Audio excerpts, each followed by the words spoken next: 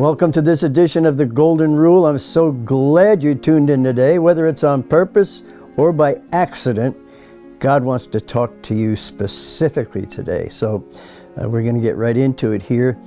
I'm involved in trying to see Detroit Lakes become a beacon of righteousness. What does that mean exactly? That means people do righteous acts. And you know, you can do this whether you're a Christian or not. Let's just take, I want to suggest that we're going to involve everybody listening here today. I'm going to challenge every one of you to get involved in righteous living and doing righteous acts. And I want to start with the topic. It's found in John chapter 10, verse 10. It says, "The thief," that's the devil, "comes to steal, kill, and destroy." We have an enemy. He's called Satan, and that's his MO, to steal, kill, and destroy. Proverbs 6:31 says, "But when the thief is found, he must restore sevenfold what he's taken away." I want to go to Ephesians 4:28 for a minute, which says, now listen to this. I'm gonna take a moment here to flip to it because it's so important that I read this exactly from the Word of God so you get the full gist of it. Ephesians 4:28 says this, "Let him that stole," that's a thief, "let him that stole steal no more, but rather let him labor, working with his hands the thing which is good." Now, why do you suppose God said he wants a thief to work with his hands? You may be saying, so he earns some money to feed his family and put food on the table and all that sort of thing, and that would be correct. But listen to what God says in addition. Work with his hands the thing that is good, that he may have to give to him that has need. In other words, when we're generating an income, it should not be just for us. We should have an eye towards helping other people. I want to go right now to Luke chapter 19. And there's a story, you may have heard the story of a man named Zacchaeus. Zacchaeus. And I'll read it to you if you don't mind. I'll read it to you even if you do mind. "Jesus passed through Jericho, and behold, there was a man named Zacchaeus. He was a chief among the tax collectors, and he was rich." You know how he got rich? Cheating people on their taxes, making them pay more than they owed. And so that's Zacchaeus. And he wanted to see Jesus. He'd heard about this Jesus. He wanted to see him. But there were so many crowds following Jesus, and Zacchaeus was a little short of stature person, and he wanted to see Jesus so desperately, even though he couldn't because of the crowd. So therefore he ran ahead, climbed up into a sycamore tree to see Jesus, for he knew he was coming by that way. Can you imagine this tax collector dressed up in all his fancy suit, coat, tie, and everything, climbing up a tree? Well, when Jesus came to the place, he looked up and saw him and said to him, "Zacchaeus." How did he know his name? God knows your name too.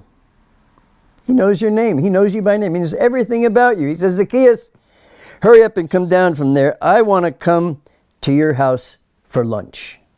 Jesus invited himself to the guy's house. Well, Zacchaeus was all excited because he'd heard so much about this Jesus person. He wanted to get to know him a little bit anyway. So Zacchaeus made haste, came down, and received the Lord joyfully. And when the crowd saw it, they all murmured, saying that he was gone to be a guest with a man that's a sinner. Talking about Jesus, dining and visiting in the house of a sinner. And Zacchaeus, listen to this, stood and said to the Lord. They're in his house now, they're having a meal, and while they're eating, Zacchaeus stood up and he said, "Lord, I'm going to give half of my goods to feed the poor, and if I have taken anything from any man by false accusation, I'm going to restore him fourfold. 4 times as much as I ripped him off for, I'm going to restore it. And listen to what Jesus said in response to that statement. This day is salvation come to this house. The topic of today's message is restitution or restoration, however you want to call it.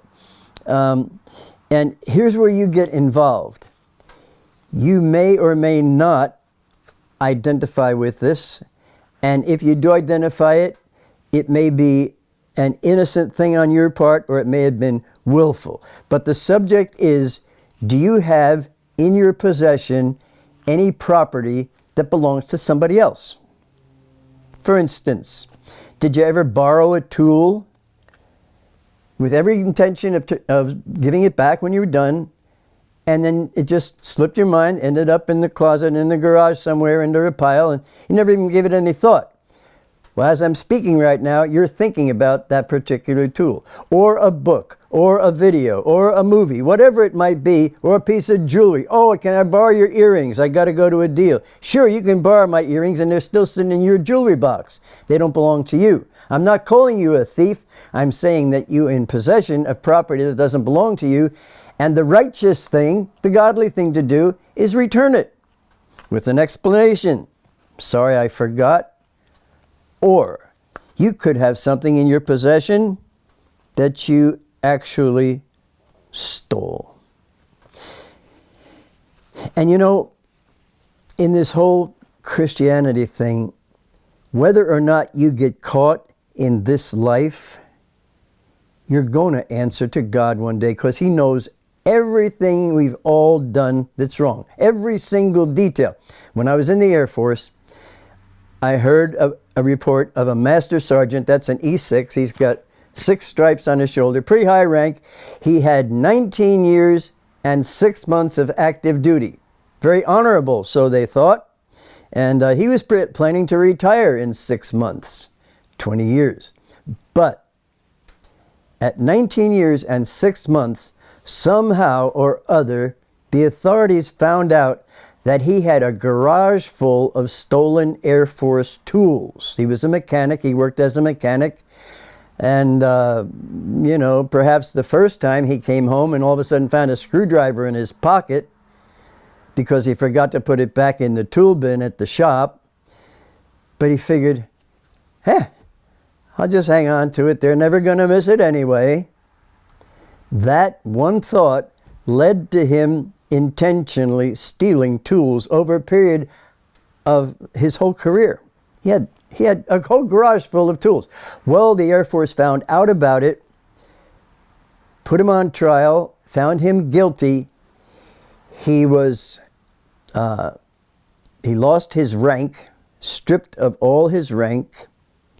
He was forced to return the tools, and he was discharged dishonorably from the Air Force. 19 years and 6 months service, 6 months short of retiring with a pension, lifetime pension, and he blew it all because he tried to get away with being a thief.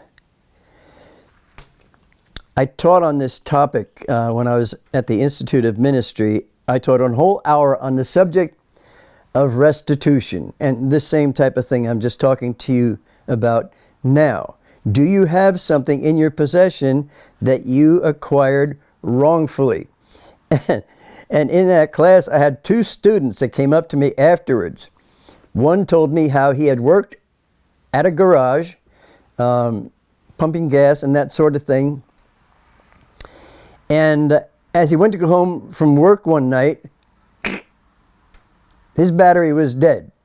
So he went into the stockroom, got a battery out of the inventory from the garage, put it in his car with every intention of paying for it in the morning. The books are all shut down by now. The cash registers were shut down, so he couldn't pay for it that night, but he was fully intending to pay for it in the morning. But before he got around to paying for it, his boss did something to tick him off.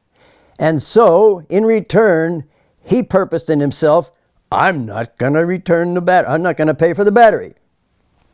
Poor logic, would you say? Yeah, poor logic, but he did it. Well, anyway, when he's hearing me teach on this subject, God is convicting him and saying, you have to make that right. And he did. He hadn't worked for the guy for years, 5 years or more, but he went back to him, reacquainted himself with the man, and then he told him what had happened. He says, you know, I apologize to you. I stole a battery out of your inventory, and I want to pay for it, and with interest, whatever you want for it, I want to make it right so you're satisfied. And the man said, call it $25 and we'll call it good. But why? He says, I've had people working for me for years, and I know they've all stolen stuff. But you're the first one that's ever come back and confessed it. Why did you come back? Why are you telling me this? I didn't know. You could have got away with it. He said, well, I might have gotten away with it, but my conscience wouldn't sit very well with me. I had to make it right with you and with God. And the man said, you know, you're the first one that's ever returned anything, and I never heard anything about this God thing, but I wonder if you could help me. I'm in the process of losing my marriage. My wife is divorcing me, and I don't know what to do. So in this particular case, God used that act of restitution as a springboard to minister to a man who had a spiritual need. Isn't that cool? Now, there's another one in the same class. A gentleman came up to me, he says, I got to make this right. I stole a log when I was working at a lumber camp. And I'm thinking, stole a log? He says, this isn't your run-of-the-mill log. This is an 8-foot diameter log. And I went at night, hooked a hook on it while it was floating in the river, towed it home, hand-carved a fishing boat out of it with a chainsaw and all kinds of stuff, did all kinds of very, very elaborate work. It's a beautiful piece of art. He says, I never caught a fish with it though, but I got to make this right. So he goes back to the lumber company where he hadn't worked for years, and he introduced himself to the foreman, and he said, I used to work here. And the guy says, I don't remember you. He says, well, it doesn't matter whether you remember me or not. I used to work here, and while I worked here, I stole a log. And he told him the whole story. And the boss, this responsible overseer, said, this has bothered you, has it? He says, very much. He says, I've lost a lot of nights' sleep over it. And you know what the man said? He said, I believe you've paid your dues. Keep the boat. When you do what's right, God always honors it, regardless of how it goes. I had another friend of mine who was in the Air Force. He'd stolen a bunch of tools too, little by little, and he was out now. He'd served his tour, and he had a bunch of Air Force tools at home. And he heard the same message, not from me, but from another source, because God speaks to people about returning stuff they've stolen. Am I talking to anybody out there that can relate to this? You want to get your conscience clear? You want to please God? You want to do an act of righteousness? You want to impact somebody else? They'll shake their head, they'll scratch their head, and they say, why are you doing this? Return it. This guy went back to the recruiting station, explained what he'd done, and they said, we don't have any procedure for receiving stuff back like this. Just keep it. Another guy went to the airline. I lied about a ticket. I said I was a student. I'm not a student. I don't deserve the student rate. I cheated you out of a full fare. I want to pay it back. They said, we don't know how to do that. We don't have any more trouble than it's worth. But his conscience was clear. I want you to have a clear conscience, and I want you to make an impact in your community for Jesus. And so I'm asking you, ask God to reveal to you, is there anything in your life that deserves restitution, where you need to pay somebody back? I'm out of time. This time always goes by so fast. Thank you so much for tuning in, and I trust that you'll tune in again next week. God bless you.